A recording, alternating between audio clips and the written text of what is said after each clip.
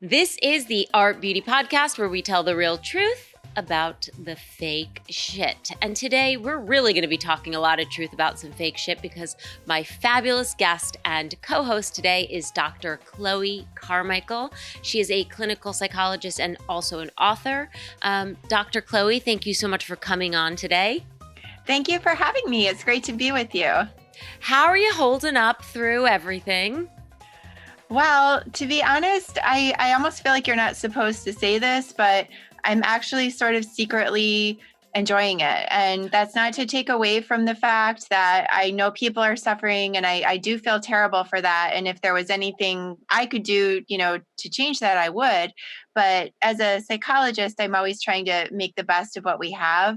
And I have been really enjoying the, quieter lifestyle a little bit. As a 20-year New York City veteran, this is, it's actually kind of nice to slow down. I feel the same way. And of course, I echo what you're saying. At the root of this, there's a pandemic. It is hurting people financially, physically, certainly mentally. But I'm ever the optimist. I try to look at the positive moments too. And I feel like I've also had this, it's been nice to sort of feel like you're stepping off the out of the rat race of it, just kind of going to be able to, like, I don't know, take a deep breath and, be enjoying where you are in both, physical space and your like mental time. Yeah, I feel like I'm in 1985 again or something. Like everything is slow and I'm actually loving it. So, I wanted to talk to you. I saw that you did a really interesting piece on your blog, and it really hit home for me. The piece was about plastic surgery, and is it a sign of self-confidence or a sign of, that something might be wrong? And having just recently had my own plastic surgery, I was like, hey, this is kind of an interesting topic because I think that, when you hear that somebody is doing something with plastic surgery, I feel like the initial thought is, oh, they must be unhappy with themselves. Do you agree? I agree that is sometimes some people's initial thought, but I don't agree that that's the sensible, accurate thought. And by the way, I don't know what procedure you had, but you look beautiful. So oh, thanks. I had my breasts lifted. So yeah, I'm actually still, that's why I'm in a t-shirt, because I'm still in that where I can only wear sports bras for like the next 6 weeks. And I can talk about this. It's been a journey for me, especially because I had this, and I've talked about this on the podcast. My husband and I went through multiple rounds of IVF unsuccessfully. And, I always grew up having great breasts. I love my breasts. But I felt like they, when I was younger, I went from like an A cup to a D cup overnight. And so, by the time I hit 40, it was like they weren't as perky. And when I realized, when I realized that this wasn't going to be, that this was maybe more of a no baby body, I was like, let's make it an O baby body. Woo, I love it. But, even having done it, there's so many levels of, it's like so many psychological levels of like, first you're happy. And then sometimes there's like that, what did I do to myself? And then it's like, oh, this is really great. And I feel like it's just, there's so many things going on. What are some of the things that you found in terms of like the psychology of plastic surgery? Yeah, well, it's kind of like what you were saying, which is that a lot of people will automatically assume that it's about a low self-esteem, like as if you're necessarily doing this, for other people or, because some other reason. Whereas actually, and I'm sure there are cases where that is the situation, but a lot of times I think it's really about somebody that just knows what they want. They know how they want to look. And I think it actually takes a fair amount of confidence to be able to say, I'm committing to this. Like I'm actually going to go all in and live the look, walk the talk. And I don't care what other people say. And, Right. You, for example, have an interesting situation because if you were at you said you went from an A to a D and all these things, and I've known women that were at a D and then somehow after the baby they ended up like going down to a B, and they felt like that was then like their excuse, like, oh well, I was at a D before, I'm just, restoring what I was before. But I also want women to know that if you were an A and you were like, damn it, I just want to be a D. Or I also have, known women that were like, oh, like I was a D and I just really wanted to be an A. Right. To me, it's not about low self-esteem. It's really about a woman who knows what turns her on, that she wants to look in the mirror and feel hot. I think that some of the like that the low self-esteem, I wonder, like, we're bombarded with celebrities, right? And like, let's take Khloe Kardashian, right? Who has had numerous actually all of the sisters have done numerous things, and really here on this podcast we celebrate. I celebrate plastic surgery when done for the right reasons. But I guess that people sort of look, and when somebody looks so drastically different, um I wonder if that's where people start to think, wow, does she have really low self-esteem? Um, but I don't know. I also think that, like, you know, when used as a tool for good, it can really add to somebody's. Like for my own self, I was like, you know what? I wanted to celebrate. My body had been through so many things that I was like, I want to do something good. And somebody said, well, why are you going to mutilate your body to sort of celebrate it? And I said, no, no, no, no, no. I'm sort of giving it back, zhuzhing it up, if you will, as a way to sort of say, hey, you know what? Even though my womanhood wasn't able to go in this direction, there's still a lot of things that make me a woman. Yeah, definitely. I mean, you must have the patience of a saint, right? That if somebody said to you, if they use the word mutilate, I mean, Well, first of all, honestly, to me, that really cheapens. Like when we think about like actual female genital mutilation that, yeah, happens, like this is not a mutilation. Like you're an empowered woman that is making a choice to do something to your body that you want to do. The idea of somebody referring to that as a mutilation, to me that's actually almost like taking a shot at your self-esteem, right, as if suggesting that you don't know what you want. You know right. what I mean? Like to me that's actually more undermining, than anything else. Like we wouldn't say to someone who just like got a haircut, like why are you mutilating your hair? Or It's true. we wouldn't criticize someone that wanted to get a tattoo. So why would we do that to someone, for plastic surgery? I'm very lucky because all of my very close friends and the people around me have all been like, good for you. So I think that there's been a lot of positivity around that. But do you feel as a professional like it can be a sign of self-confidence, right? I feel good about myself. I want to do something good for myself. I'm going to take steps to make myself the best me I can be. But there certainly must also be, on the flip side of that, it might sometimes be a warning sign that maybe something's not okay. Sure. I mean, I think that can be true of almost anything, right? So Right. let's take tattoos again for an example. A person could get a tattoo and it's like their fun way to express themselves and they love it. Yes, like but other people, it's almost like you feel like there's something else that's going on. And so to just blanket all on tattoos in general, to me is a little bit over the top, because if you think about it, what a person is doing when they may have some plastic surgery or any other cosmetic procedure to make them look the way that they want to look and feel the way that they want to feel, um, there's a way of looking at that, which is that it would be self-care, that it's Right. literally investing in yourself and thinking about your social signaling and your body language. That's what personal grooming is really in psychology. And so if you're actually just trying to think about symbols that make you feel confident, that emphasize your femininity, that emphasize things that connect to health and vigor. That to me, to just automatically assume that that means that something is wrong is a little bit of a knee-jerk reaction. It's like, for example, if you buy yourself a nice new outfit, somebody could say, oh, well, that's great. You're taking good care of yourself and you're treating yourself. Right. But another person could just, shop compulsively. But that wouldn't Right. mean that we would then just want to say, well, all shopping is about compulsivity. Right, right. That's such a good point.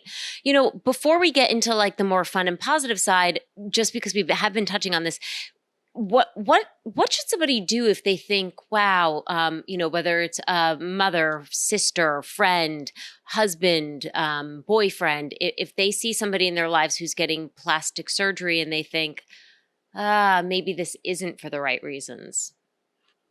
So you mean like if somebody listening has a friend that they are a little worried about, like how Yeah. how would they handle that?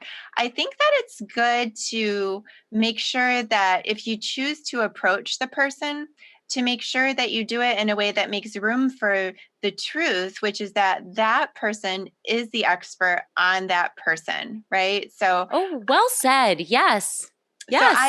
I would, if you felt like you wanted to say, like you could say, hey, there's something that's been on my mind. I want to share it with you out of care for you, but I want to let you know it's really more of a question than it is a statement. I just wanted to check with you because I've noticed that you've been doing a lot of these procedures lately, and I know that sometimes people do that, and it's just meaning that they're celebrating Right. themselves. And sometimes people do it because there's something that they're feeling off about. I feel like Yeah. just as your friend, I just want to ask you, like, is it the former or the latter? And that way you're giving the person room to know that you've noticed them and you're thinking about them and you care about them, but you're also making it clear that you're not trying to push anything on them. But it also can be kind of like a slippery slope. I remember the first time I got Botox, my doctor was like, be careful because this is a slippery slope. It's like the gateway drug to all of the other things. Having just had a breast lift, which was not an easy surgery, it was a legit surgery. But, 2 weeks later, now that I'm kind of back up on my feet and like things are really much better than I started with, it's Mhm. kind of like, well, I wonder what else we could do. Mhm. Do you think that's like normal? Yes, honestly, I think it's normal and I think it's totally understandable. Right. I guess I think both perspectives are true. So yeah, we can all get a little excited and carried away and say, wow, if 10% is good, then 100% must Right. be 10 Right. times Right. better, right? And so I guess I would encourage a person in that situation to feel free to let their mind roam and get excited and take advantage of this kind of creative bursts, like when Right. you realize, like, wow, I can really manifest and show and express whatever I want. That can be exciting and inspiring.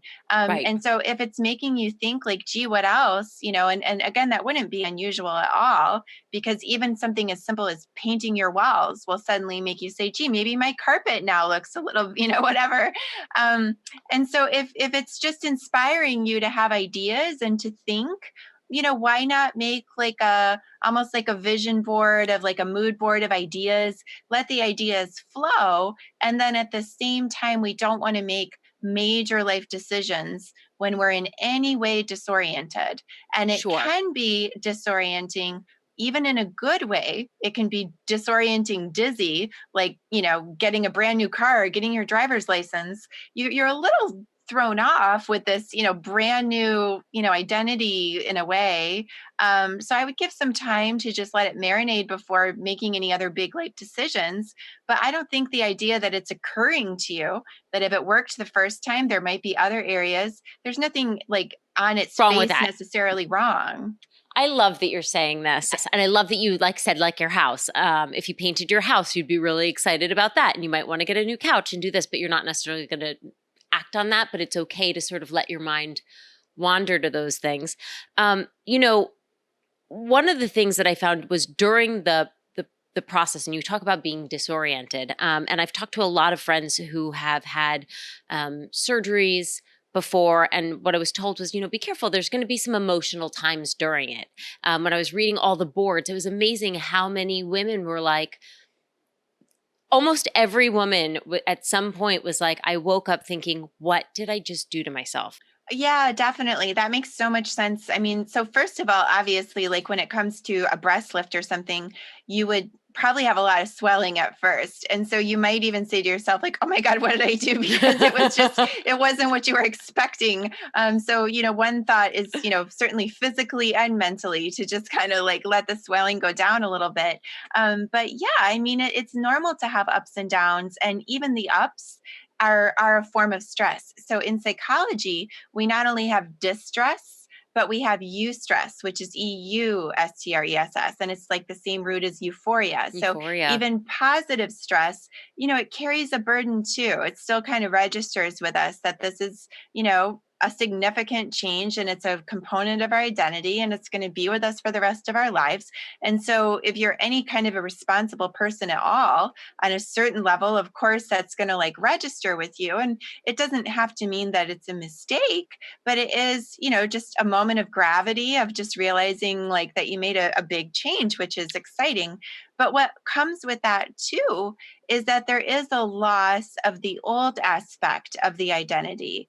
And so, again, back to the idea of a good self esteem, it's quite possible that even pre surgery, there were things about the pre surgery part that you actually really liked. And so, even though you ultimately chose a different route, you can Right. still mourn the loss of the old one. Just like when we finish high school, we feel kind of sad and nostalgic. It doesn't mean we really want to go back to high school. It doesn't mean graduating was a mistake. It just means that we can recognize that we're leaving something behind.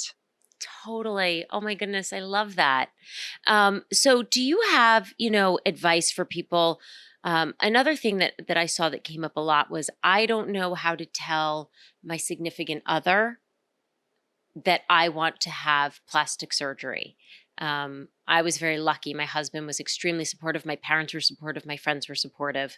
Um, but I wonder, for people who might not have as strong a support system, are there good ways to tell that to people so that they don't think, wow, does she not love herself? Or, in the case of a husband, am I not showing her that she's beautiful enough? Is there Yeah. anything yeah. So, especially when it comes to a spouse, I think you're right that many spouses, if you think about it from the spouse's perspective, almost feel obligated to try and talk you out of it. Because can you imagine? You'd almost be mad if you went to your husband and said, I think I'm going to get a breast enhancement. And if he said, I was waiting for you to do that, Yeah, like yes. he'd almost be in trouble, right? So, your husband might just, or your significant other might feel almost like it's their obligation to say, well, you don't need that. Are you sure you want to do that? So I guess I would try to not necessarily get like stuck in their initial reaction. And it's also, I think, helpful to frame it to them by saying, look, I want you to know this is something I really want to do. And this isn't about me not loving myself. This is actually about me loving myself enough to pay attention and know what I really want and to go ahead and do it. So you might almost feel like weird about supporting me in this to get plastic surgery because you're my spouse and you might think you're like not supposed to, but let me tell you, I want your support. Can I please have it? And who could say no to that? That's such great advice, and probably the same thing for like a parent. I know that certainly there were going back to as young as my middle school years. When nose jobs were something that young people were getting. How do you feel like you can brace your parent for something like that? Same Yeah, way. that's a really interesting one because your parents are the people who gave you your DNA, right? Unless you're adopted. But the parents, I've actually heard of situations where the parents can take it personally. Like if you have the family nose and then, you're going to have surgery, then the parents can take it personally. There's what we call in psychology like separation, individuation issues too, where the parents can feel almost like you're an extension of them, and they can have their own social concerns as well, like what will their friends say or whatever. And so I would encourage a person to give their parents permission to have their own reaction. The goal of the conversation with your parents or anybody shouldn't really be to get them to agree with you, because that's actually not giving them the right to have their own opinion. But at the end of the day, their opinion isn't, like, it's only their opinion. They're not the decision maker. And so you're the decision maker, and other people can have their opinion. So if your parents disagree with it or whatever, I wouldn't try to get into a debate about it. I would just let them know, like, well, look, you have your opinion. I totally respect that. I just wanted to let you know that this is something I'm doing because I want to do it. I'm feeling empowered. It makes me feel strong. It makes me feel good. And I would love to have your support. But if you Yeah. don't want to support me, you can't support me. I respect that too. That's your position, but I'm proceeding and just wanted to let you know. I feel like, no plastic surgery or no should be taken with a grain of salt, right? Even Botox is something that you should really think about and consider and really weigh all the options. Do you think that talking to people is in some ways helpful because it's part of that sort of thinking process and weighing things out? Yeah, definitely. So when we talk about ideas with people, we're kind of mentally trying them on for size. And Mhm. especially when it comes to plastic surgery, which is where you're thinking about making a physical change to yourself, you can talk about it first and kind of try it on verbally, so to speak, and just see what it feels like to hear yourself going through that first step of the transformation, which is first to be somebody who thinks about and talks about having that procedure done. That would be the first step. So it makes a lot of sense that you would want to go through those processes. In fact, if somebody never talked about the surgery and just silently went out and did it, that would almost worry me more than somebody that does want to talk about it, because that's one of the reasons psychologists believe that humans evolved to be so sophisticated, is because we have the gift of language, and that does help us to talk through ideas and develop them. Great. I love that. Yeah, when I had mine done, and when I finally sort of pulled the trigger, to me it felt very sudden. Like I was just like, okay. But I was kind of relieved that all of my closest girlfriends and my husband were like, well, you've been talking about this for years. So it made me realize, no, this isn't a spur of the moment. What's sudden is that it's now happening. Mhm. Now we're in the actual action phase, but I've been planning this and thinking about this for a long time. So that was rather comforting. That makes a So, lot of sense. so do you have any final thoughts for people, who might be considering plastic surgery? Yeah, I mean, I think, like, obviously you want to make sure that, as you said, that you are doing it for the right reasons. So if it's a situation where somebody else in your life is telling you that you think that they think that you should get it, that's obviously the wrong reason. But if it's something that you yourself are thinking about doing because you want to do it, then a nice way to think about it is to not go about it in a black and white manner. Like, I have to either not do it, or I'm, doing it and I'm all in. What you could do is, like, make an appointment maybe with 3 different good plastic surgeons and talk to 3 different plastic surgeons. Maybe even bring a friend with you so you have that extra set of eyes and ears. And don't even put any pressure on yourself to feel like you have to make a decision. Just allow yourself to gather information and talk to people and learn about it, and bit by bit, you might start to come to a decision. But obviously, it's not something that you should feel you need to rush. I love that you said bring somebody with you that you trust. I find that I don't know. I think that most, and I don't know if this is more of a female thing, but I find that a lot of people, I myself included, sort of have uh, are on the scale of some sort of dysmorphia about what they really look like, whether it's, oh, I think my nose is too big, or oh my gosh, how many girlfriends you have who are like, I'm so fat, and you're like, no, you're not. So I think that it's nice and that it's helpful if you've got somebody who you trust, um, who can come in and sort of lend their expertise. I certainly did it with my husband. I was like, I don't know, when you were trying in different sizes of things, I'm like, I just want to look like myself. But it's hard for us to sometimes see what we really look like. Well, that's so true. And we're so vulnerable. If you're Yeah. thinking about, plastic surgery and you're going to a plastic surgeon, I have been that friend for other people before. And I have seen plastic surgeons make what feel to me, I don't know if the surgeon was doing it on purpose or not, but they can say kind of cutting things without Oh, meaning to. But I've seen them say to a friend like, oh yeah, you're barely an A cup, you know what I right. mean? And Yeah, so like yeah. the surgeon feels like they're just stating a fact, but that was kind of unnerving and sort of threw my friend off. And I think like even sometimes doctors can make you feel like they'll put you down so that they can fix you. And I know that they're not doing that on purpose, at least most of them, but that's why, again, I would say that if you're not like experienced in the world of plastic surgery, or even if you are, it's probably a good idea to bring along a friend, to just be that second set of eyes and ears for you, to help you think about the decision, but also to really help you understand if you're feeling safe and secure and feeling like you're in a good place with that doctor. So, and and it goes for any doctor, right? So if you're going for a psychologist, if you're going for a dermatologist, if you're going for a plastic Mhm. surgeon, you want to make sure that you feel like you are being heard. Mhm. Um, I couldn't say enough about my surgeon, Dr. Adam Kolker was incredible and really made me feel like he was listening to what I wanted, um, which was key. It's really key. You have to have a good relationship with that person because, once you're under, you're literally in their hands, so you better Yes, trust them. literally.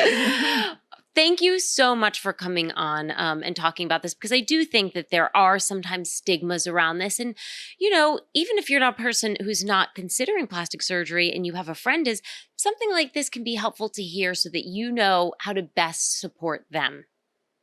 Definitely. Yeah. I mean, so in my upcoming book, Nervous Energy, that is one of the things that I talk about too, is like how to take that anxiety or discomfort with your current state, or nervousness about seeing the doctor or whatever, and then think about how to convert that nervousness or discomfort into a healthy action. And so there's just so many different ways that, you can think about doing that, whether it's through taking good care of yourself, or getting support from friends. So I'm so glad I got the chance to come here and talk about it with you. I want to ask you because I feel like right now, anxiety in most people is at an all-time high. So, thank you for writing this book. Can you give us like any little, sort of tip or precursor from your book or like tidbit to help us if, we're having anxiety in really any aspect of our lives? One thing that we can do?